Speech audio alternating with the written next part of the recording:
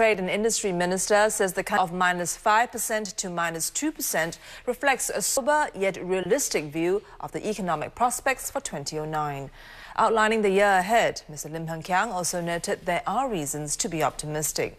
He told Parliament that faced with the current recession, the country is better off for pursuing strong economic growth in the good years. More from Imelda Saad. Mr. Lim said the critical uncertainty is the recovery of the G3 economies, Japan, the EU and particularly the US. He gave the strategic rationale behind the GDP forecast of between -5% and -2%. The higher end of our forecast range is premised on the G3 economies recovering, albeit weakly, in the second half of 2009. The lower end of our forecast range is based on the G3 economies not recovering until 2010. So to help companies tide over this period, the government's strategy is to help ease cash flow. Adding to schemes like the Jobs Credit and Special Risk Sharing Initiative will be the Export Coverage Scheme from next month.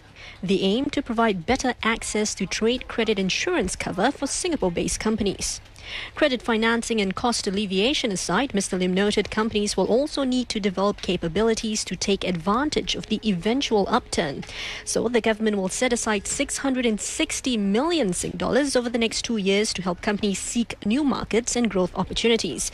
i.e. Singapore, tasked with spearheading the development of Singapore's external trade, will set aside $66 million to enhance its internationalization and export promotion activities. While Spring, Singapore's Enterprise Development Agency, will enhance its capability development schemes under a new $200 million program called BUILD, short for Business Upgrading Initiatives for Long-Term Development.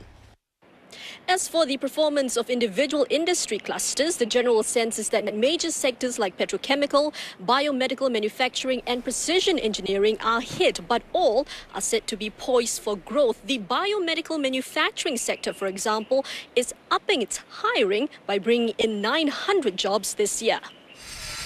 Moving forward, Mr. Lim said while Singapore's small size makes it more vulnerable to global markets, it also allows the country to respond more nimbly to opportunities when they arise. Growth has helped us to build up healthy balance sheets. Growth has helped us to build up valuable skills and capabilities in our industry sectors and in our workers. Growth has made possible a strong investment pipeline that's helping to create jobs, even through this recession. Also going for Singapore, the Asian growth story, which Mr. Lim said is still intact. With the region poised for rapid recovery, Singapore, he said, will be ready to capture the new opportunities.